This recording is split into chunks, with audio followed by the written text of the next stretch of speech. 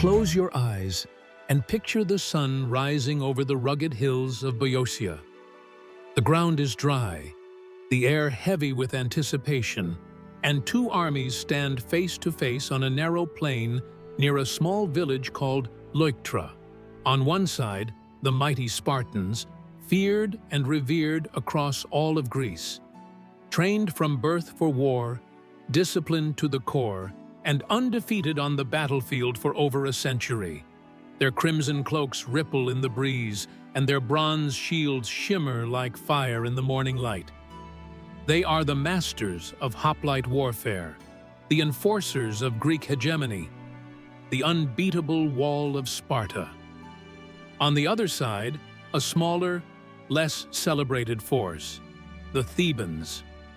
Divided by politics, mocked by enemies, and facing an army they have every reason to fear.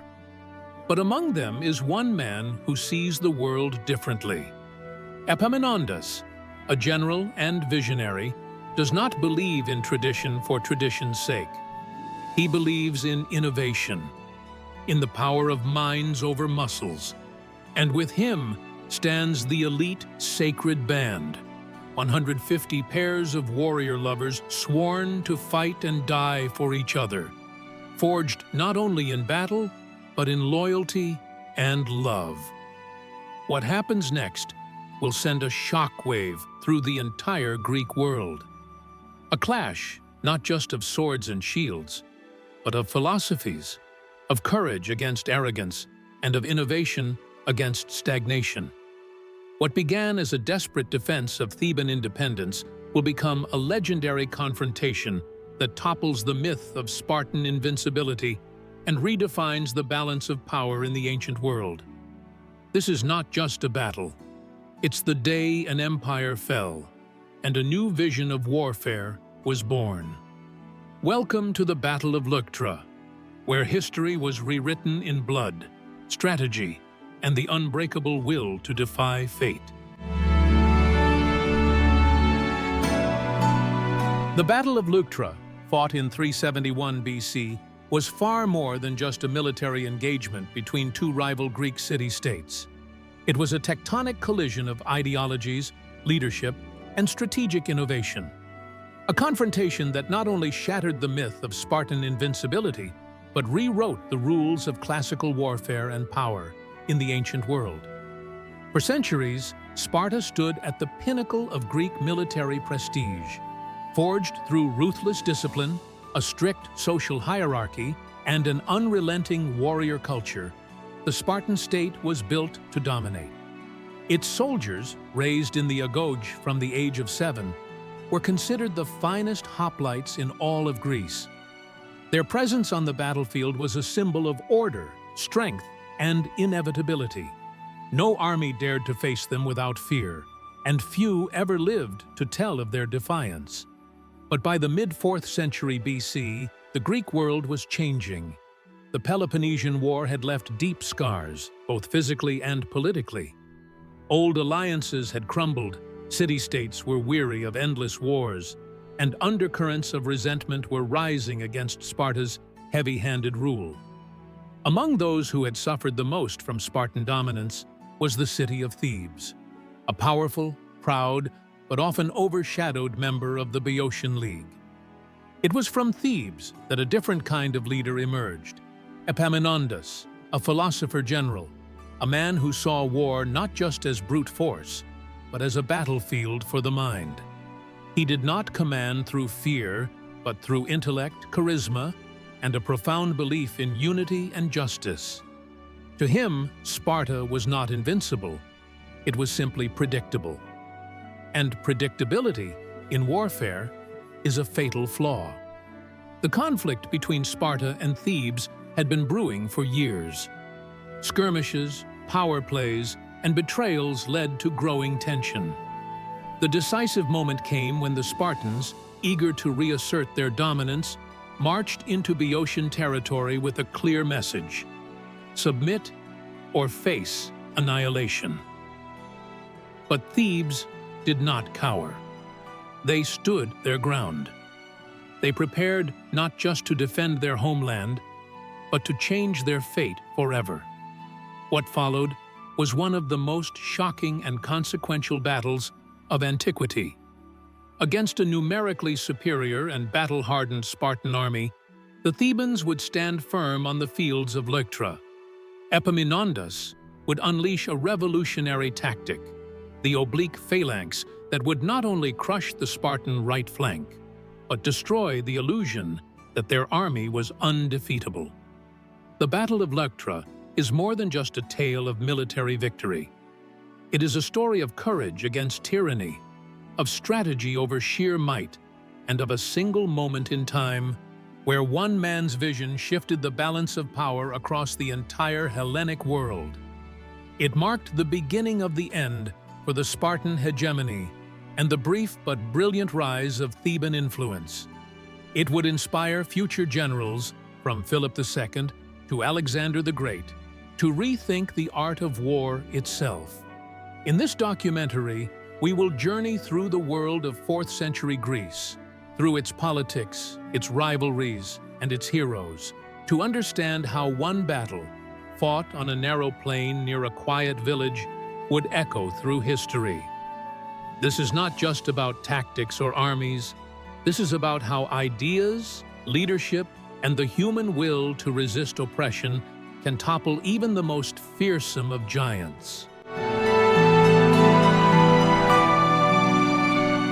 To understand the significance of the Battle of Leuctra, one must first understand what Sparta was, and more importantly, what it represented. Sparta was not merely a city-state. It was a symbol of order, control, strength, and an unrelenting devotion to military excellence. For centuries, Sparta had been the iron fist of the Greek world, its influence stretching far beyond the Peloponnesian Peninsula. But this dominance was no accident.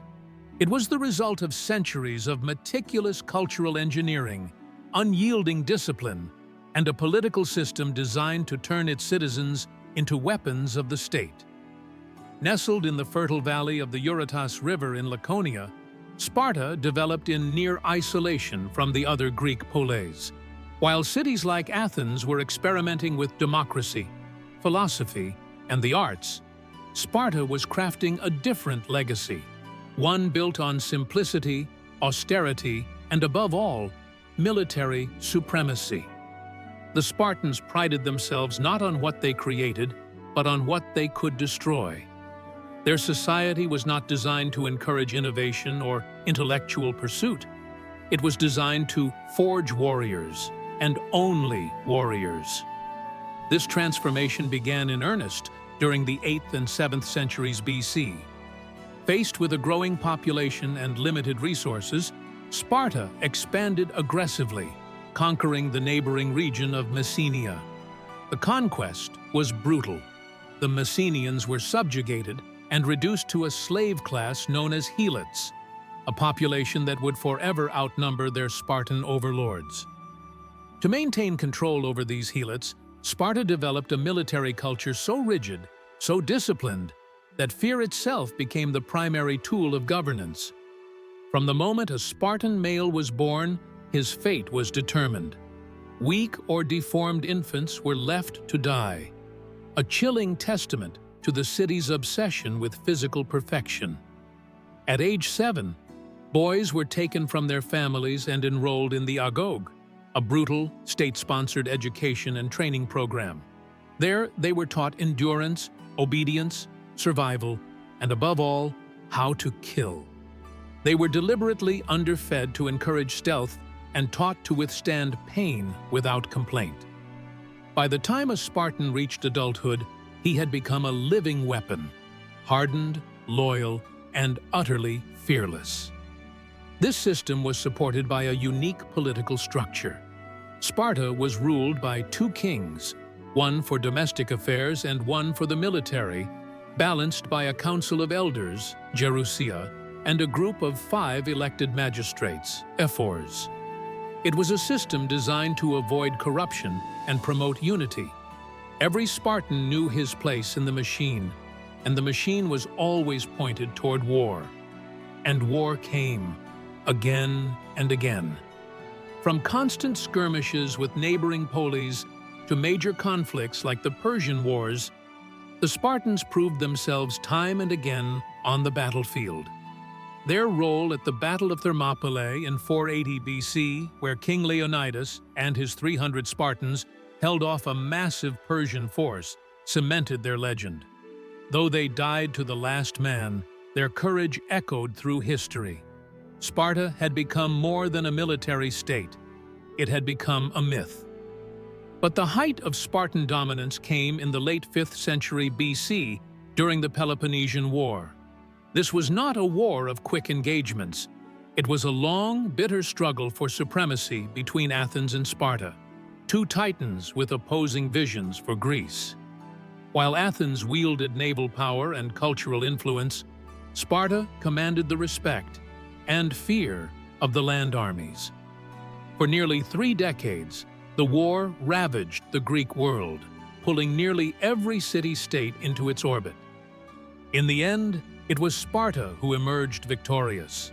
In 404 BC, after years of attrition, blockades, and shifting alliances, Athens surrendered.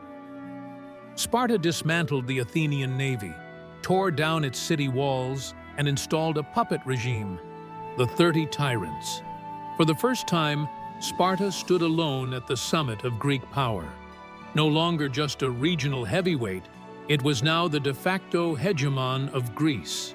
Yet, beneath the surface, cracks were beginning to form. Sparta's rigid social structure left little room for adaptation. Its population of full citizens, Spartiates, was dwindling, even as its empire grew. The Helots remained a constant threat, requiring more and more military presence to keep them in check. The Spartans, trained for war and nothing else, found themselves ill-equipped for diplomacy or governance over distant territories. Their control over the Greek world was tenuous, based on fear rather than allegiance. But for the moment, none of that seemed to matter. Sparta had defeated Athens, humbled the once mighty Delian League, and asserted its rule with the iron spear. To challenge Sparta was to challenge centuries of military tradition, cultural pride, and legendary discipline.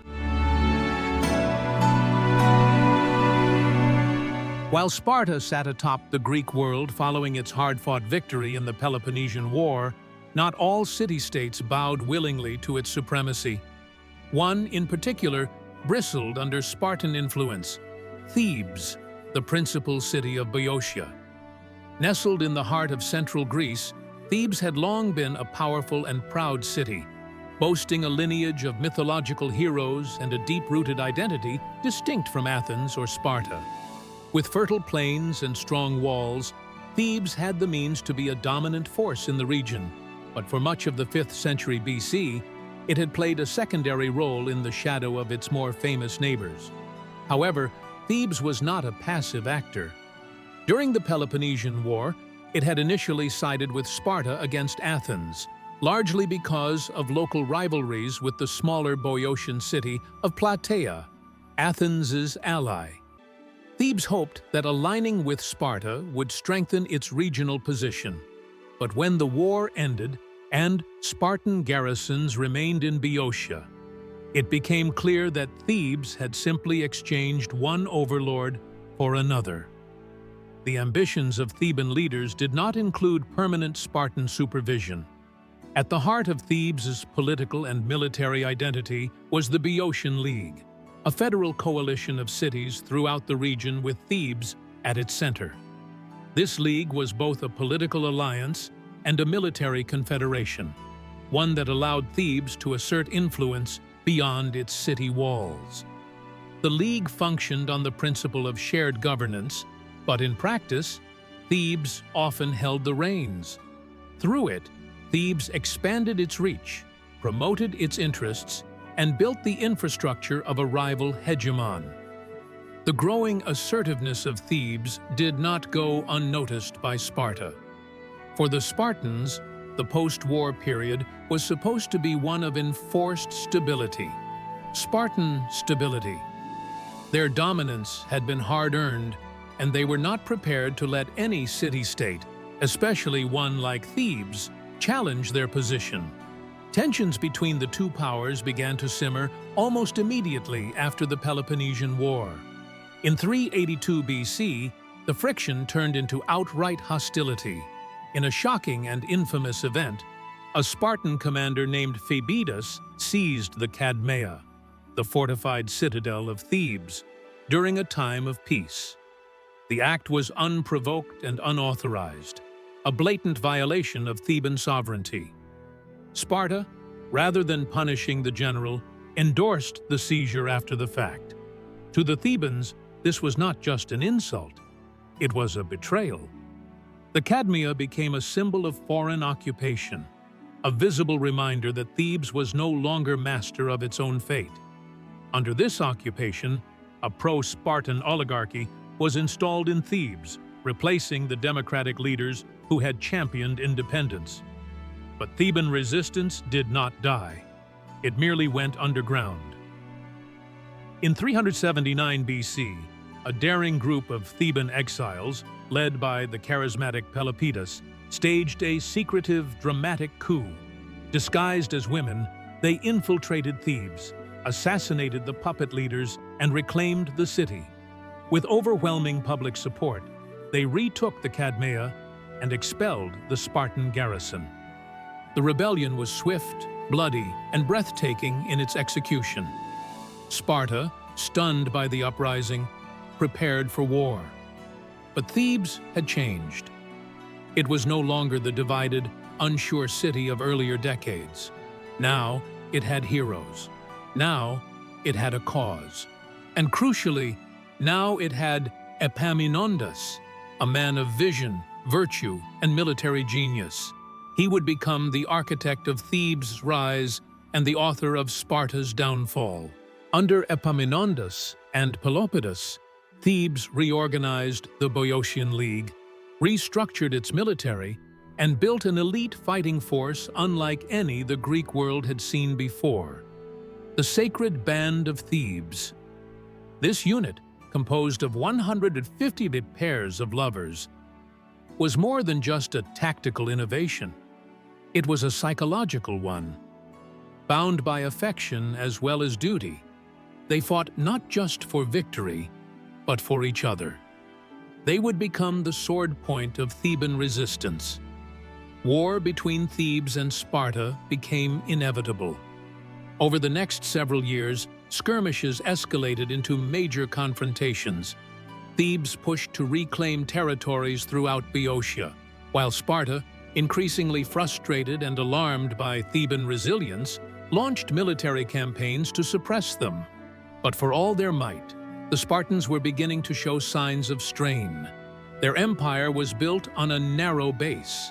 Their citizen population was shrinking. Their helots remained a threat. And unlike Thebes, Sparta had failed to adapt. Its rigid tactics and unwavering military doctrines, once its greatest strengths, were now becoming vulnerabilities. In 371 BC, the powder keg finally exploded. After years of tension, Thebes and Sparta came face to face at a peace conference in Sparta itself. The Spartan king Agesilaus insisted that all Greek states sign individually, effectively denying Thebes the authority to represent the Boeotian League. Epaminondas refused. He would not abandon the coalition that Thebes had fought so hard to build. His refusal was seen as defiance. The Spartans, enraged, tore up the treaty and declared war. Within weeks, a Spartan army under King Cleombrotus marched north into Boeotia. It was a statement. Sparta would not tolerate insolence. They would remind Thebes who ruled Greece. But Thebes was ready. Near the small village of Leuctra, a confrontation loomed that would not only decide the future of Boeotia, but the very shape of the Greek world. It was more than a battle between armies. It was a test of will, strategy, and the evolution of war itself.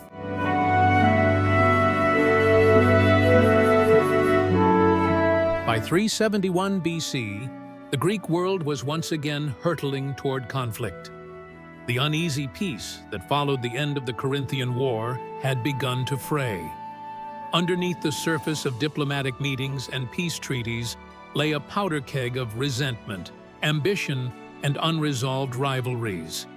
At the center of it all stood two implacable powers, Sparta and Thebes, locked in a deadly contest not just for territory, but for legitimacy. The stage was set, and destiny pointed to a quiet village in Boeotia named Leuctra.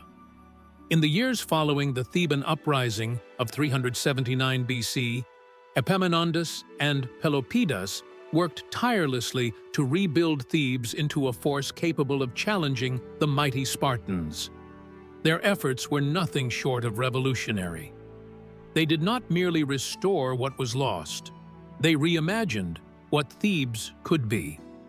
Under Epaminondas' direction, the Theban army was reorganized. The sacred band became the elite core of its military, and the Boeotian League was tightened into a functional federation with Thebes at its helm. Meanwhile, Sparta, though still powerful, was beginning to show signs of decay. Its once unquestioned military supremacy had taken a hit in various confrontations across the Greek world. Its citizen population, already small and shrinking, had been depleted by years of war and internal rigidity. The cost of enforcing its hegemony was growing unsustainable, especially when faced with stubborn resistance from cities like Thebes. In an effort to restore order and remind Greece of its dominance, Sparta called for a peace conference in 371 BC at Sparta itself. Delegates from across the Greek world gathered to negotiate a new status quo. The Thebans, confident in their resurgence, demanded to sign on behalf of the entire Boeotian League. It was a move meant to assert Theban leadership and equality with the other major powers. But the Spartans refused. King Agesilaus II, a staunch opponent of Theban influence, demanded that Thebes renounce its control over the League and allow Boeotian cities to act independently. Epaminondas stood firm.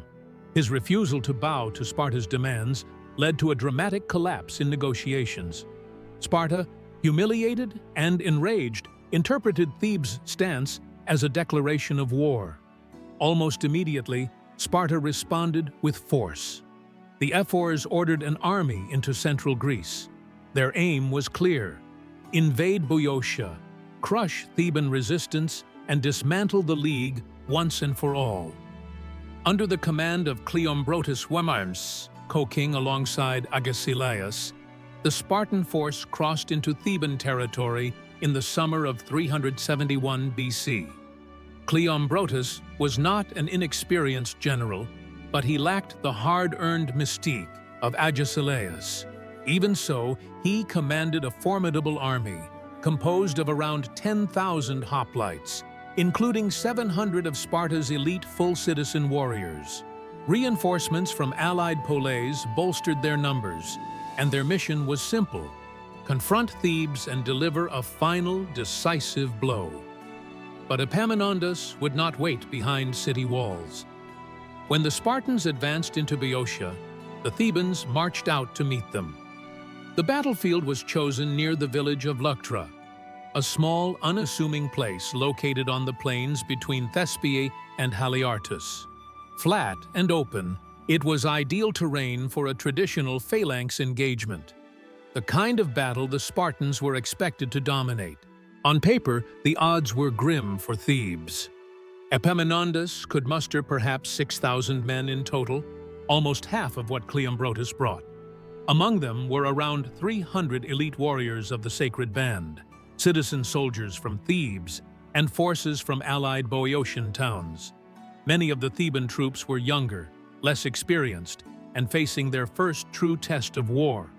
Yet what they lacked in numbers, they made up for in resolve and leadership. Epaminondas knew what was at stake. If Thebes lost here, its newfound independence would be crushed. The Boeotian League would be dismantled. The Cadmea might again fall into Spartan hands, but if Thebes won, the unthinkable could happen. They could break Spartan dominance forever. Epaminondas addressed his troops with clarity and fire. He spoke of freedom, of honor, and of the right to determine their own future. He reminded them that the Spartans were not gods. They were men, vulnerable like all others. His calm presence inspired confidence. His boldness gave them courage. And his genius, though not yet revealed in full, would soon change the history of warfare. As the two armies encamped near Leuctra, final preparations were made. Tension crackled in the air. Scouts roamed the surrounding hills. Shields were polished, spears were sharpened, and sacrifices were offered to the gods. For Sparta, this was a campaign to restore dominance. For Thebes, it was a struggle for survival, and perhaps a chance for greatness. But no one, on either side, could have predicted what would happen next. The battle that loomed was not just a clash of armies. It was the meeting point of old and new, of tradition and innovation, of fear and courage. The road to Leuctra had been long and bitter. What came next would shake the very foundations of the Greek world.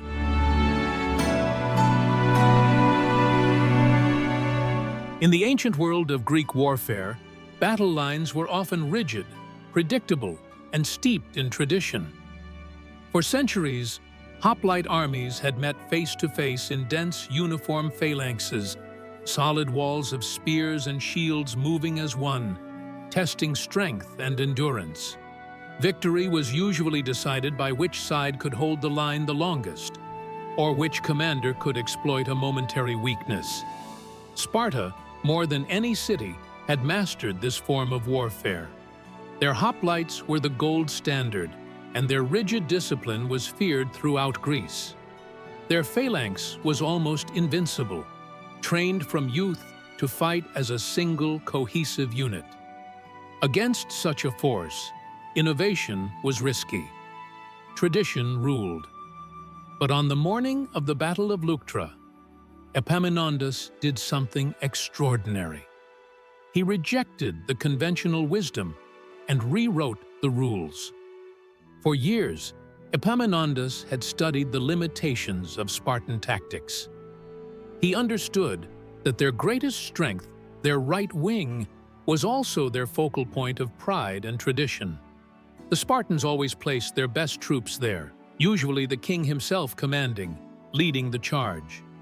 This heavy right wing would crash into the enemy's left wing, breaking it quickly and rolling up the line.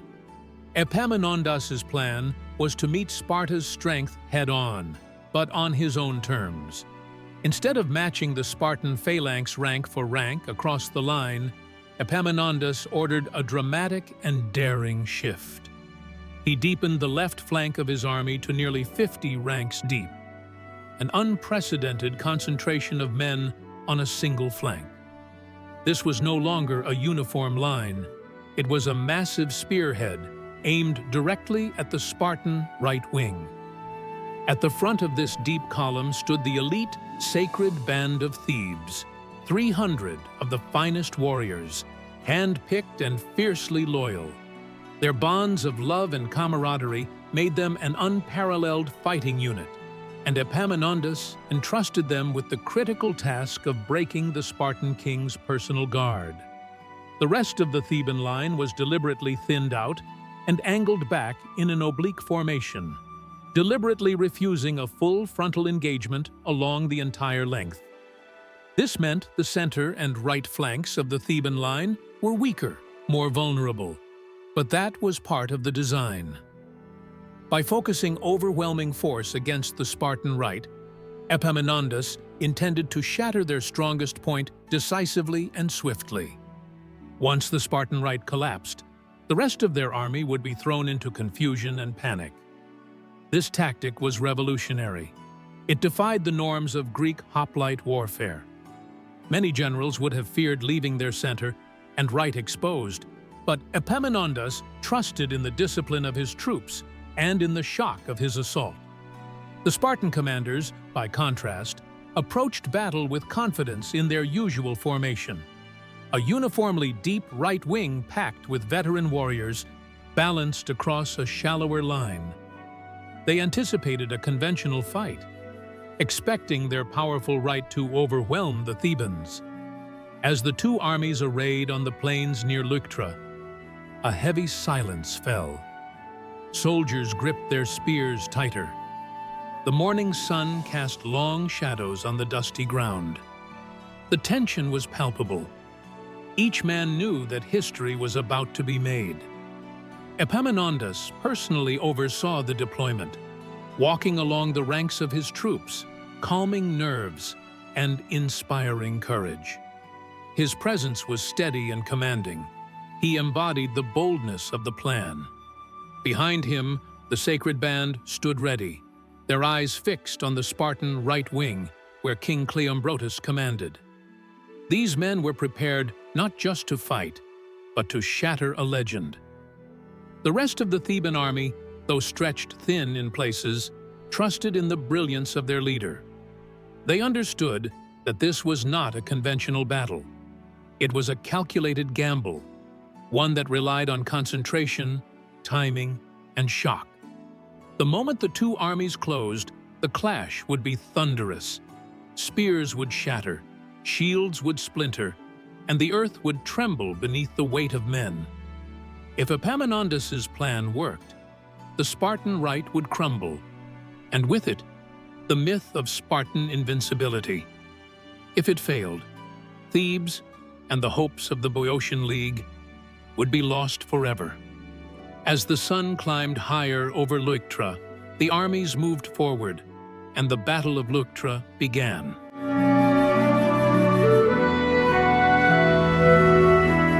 The air was thick with anticipation as the two armies clashed on the dusty plains near Leuctra. The sun beat down on rows of bronze and leather, and the rhythmic clatter of armor was punctuated by the distant cries of war hawks circling overhead. Epaminondas's gamble was about to be tested in the most brutal way imaginable: the collision of thousands of steel-clad hoplites. As the Theban and Spartan forces advanced toward each other, a strategic movement began even before the infantry met. The Theban cavalry, though numerically inferior to their Spartan counterparts, launched swift, precise raids against the Spartan flanks. Their role was not simply to fight, but to create confusion and disorder, harrying the Spartan lines and forcing them to divert attention. The Spartan formations, trained for disciplined, close-quarters fighting, found themselves momentarily disrupted. Skirmishes with Theban cavalry forced commanders to divert men to protect vulnerable points. This subtle but effective harassment softened the Spartan formation, contributing to a growing sense of unease among their ranks. Meanwhile, on the left flank, Epaminondas's masterstroke began to take shape. The massive, deepened Theban phalanx, nearly 50 ranks thick, advanced with steady determination. At its forefront, the sacred band moved with precise coordination, their shield walls locked tightly, their spears leveled and ready. The Spartan right wing, commanded by King Cleombrotus himself, braced for the assault. Their hoplites formed a dense, disciplined wall of spears and shields, expecting to break the Theban line quickly, as was customary. But the weight of the Theban push was unlike anything they had faced before. Epaminondas's concentration of force proved overwhelming. The sheer depth of the Theban column created a crushing momentum, pressing forward relentlessly. The Spartan right, despite its valor and experience, began to buckle under the assault. Spears clashed, shields shattered, and cries of pain echoed across the field as the two sides collided in a brutal melee. The sacred band, fighting as a single cohesive unit, struck at the heart of the Spartan line, seeking to break it from within. In the thick of battle, King Cleombrotus was struck down. a blow that sent shockwaves through the Spartan forces. The death of their king was more than a tactical loss. It was a devastating psychological blow. The Spartans, long accustomed to victory under their royal commanders, were suddenly leaderless and vulnerable. With the Spartan right faltering, the momentum shifted decisively to the Thebans. The center and right flanks of the Theban army, though weaker and stretched thin, held firm, preventing the Spartans from exploiting their usual flanking maneuvers. As the Spartan right wing collapsed, panic rippled through their ranks. Soldiers who had fought with legendary discipline began to retreat or break formation. What was once an organized phalanx became a chaotic mass, vulnerable to pursuit and slaughter. Epaminondas seized the moment, pressing forward with fresh reserves and urging his men to exploit the disarray. The Theban cavalry, having disrupted the Spartan flanks, now charged into the gaps opened by the collapsing right wing, turning retreat into rout. The battlefield at Leuctra transformed from a clash of equals into a rout of the once feared Spartan army. The losses were staggering. Sparta's myth of invincibility lay shattered beneath the dust and blood of the plains. For the first time in centuries, the Peloponnesian superpower was decisively defeated, not by numbers alone, but by ingenuity, courage, and leadership. As the sun set over the battlefield, the spoils of war lay scattered. Abandoned shields, broken spears, and the fallen bodies of hoplites on both sides. The echoes of battle faded, but the significance of what had transpired was only just beginning to sink in. The Battle of Leuctra was more than a military engagement. It was a turning point in Greek history. It marked the fall of Spartan supremacy and the rise of Thebes as a major power. The echoes of Epaminondas' tactical brilliance would resonate for generations.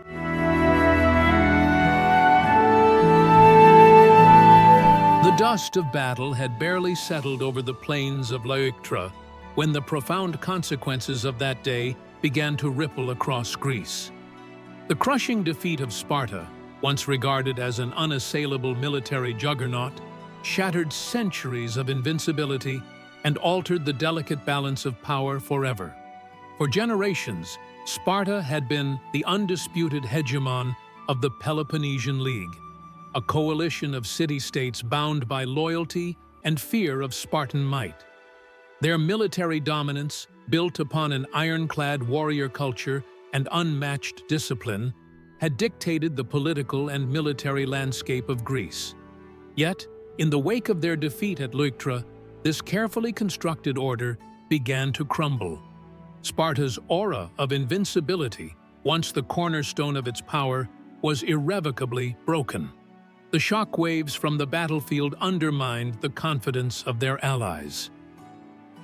States within the Peloponnesian League, emboldened by Sparta's vulnerability, began to question their allegiance.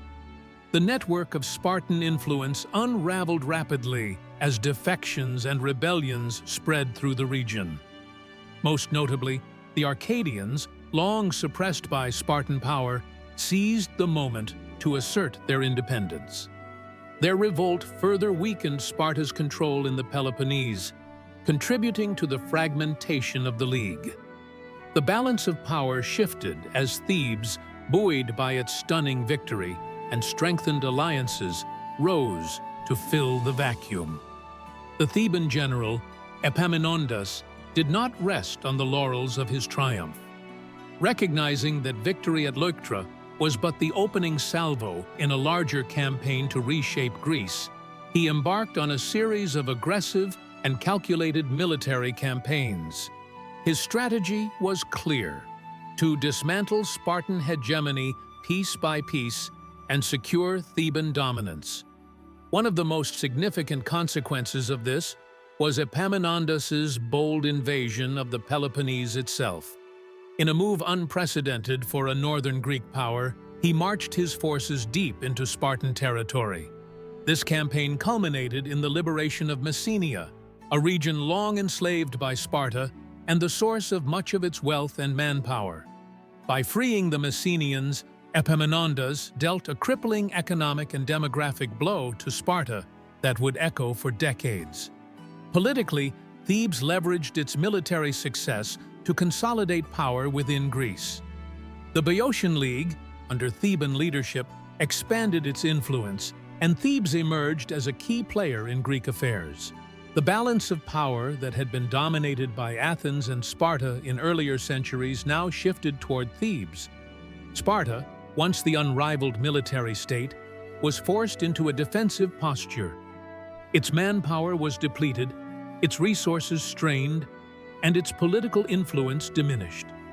The very social system that had made Sparta strong, the rigorous training, the communal warrior ethos, began to falter as the city grappled with losses and internal dissent. For the wider Greek world, the Battle of Leuctra and its aftermath represented a new era of political fragmentation and shifting alliances. The death of Spartan dominance opened the door for other powers, including Athens and eventually Macedon, to assert themselves on the Greek stage. In the years following Leuctra, Epaminondas's innovative tactics and bold leadership became subjects of admiration and study among military strategists. The battle had demonstrated that even the most formidable military power could be overcome by ingenuity, surprise, and courage. Yet, despite its triumphs, Theban dominance was relatively short-lived. The city's rise would eventually be eclipsed by the growing might of Macedon under Philip II, whose military reforms and ambitions would reshape Greece once more. Nevertheless, the legacy of Leuctra endured as a testament to the power of strategic innovation and the impermanence of even the greatest empires.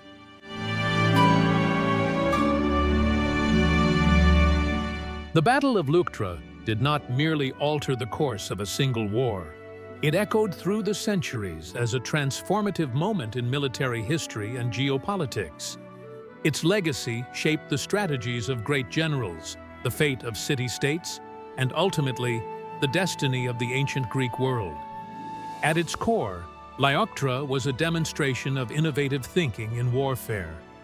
Epaminondas' tactical genius, especially his use of the oblique phalanx, deepening one wing to create a decisive point of attack, challenged centuries of conventional military doctrine.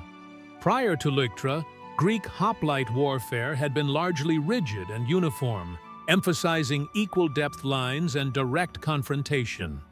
Epaminondas shattered this mold by introducing flexibility, concentration of force, and surprise. This tactical revolution would profoundly influence future commanders.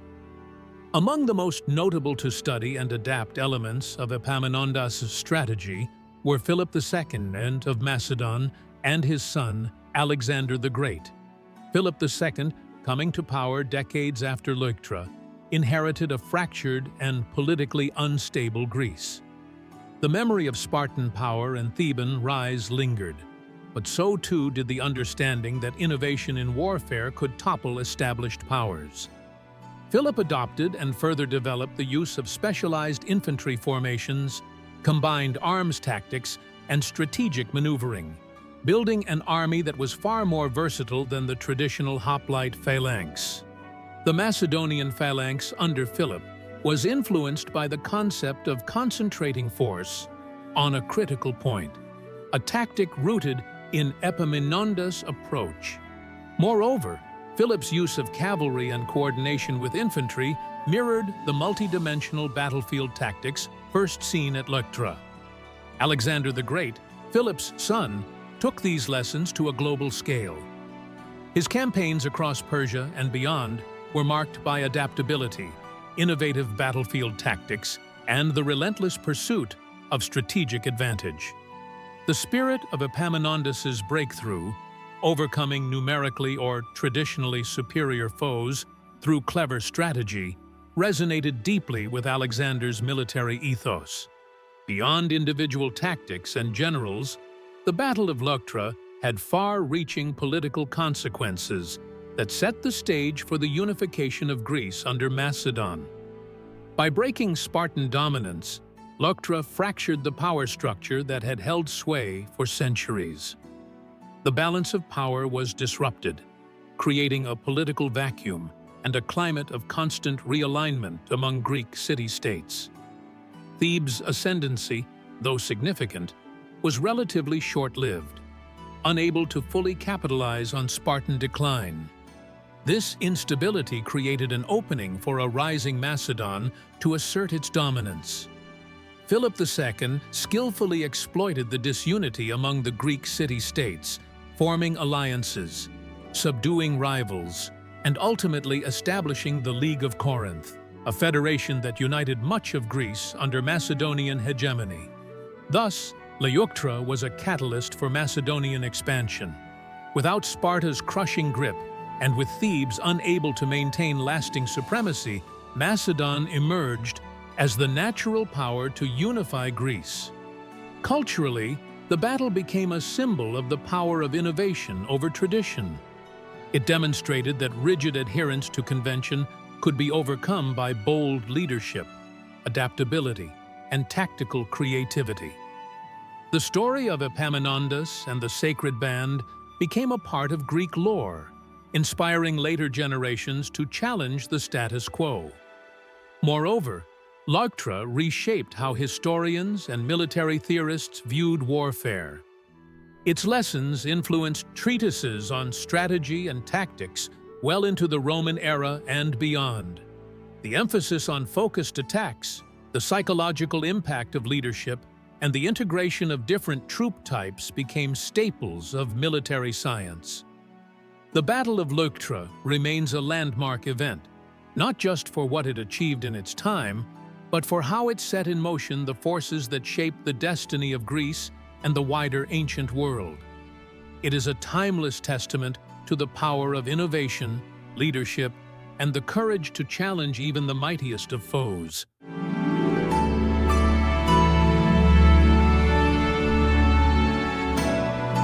The Battle of Leuctra stands as a timeless example of how strategic innovation and visionary leadership can overturn even the most entrenched and seemingly invincible powers. It teaches us that rigid traditions, no matter how long upheld, are not immune to disruption when confronted by bold ideas and decisive action. Epaminondas' brilliance on the battlefield showed that victory is not merely a matter of numbers or brute strength, but of creativity, courage, and the ability to adapt. His tactics forever changed the art of war and altered the course of Greek history, marking the decline of Spartan supremacy and heralding a new era dominated by Thebes and, eventually, Macedon. Beyond its immediate military and political consequences, Leuctra reminds us that the tides of history can shift rapidly when visionaries challenge the status quo. It serves as a powerful testament to the enduring impact of tactical ingenuity, leadership, and the will to fight for change. For centuries after, generals and rulers would look back to Leuctra as a source of inspiration, understanding that with the right strategy and resolve, even the most powerful empires can fall.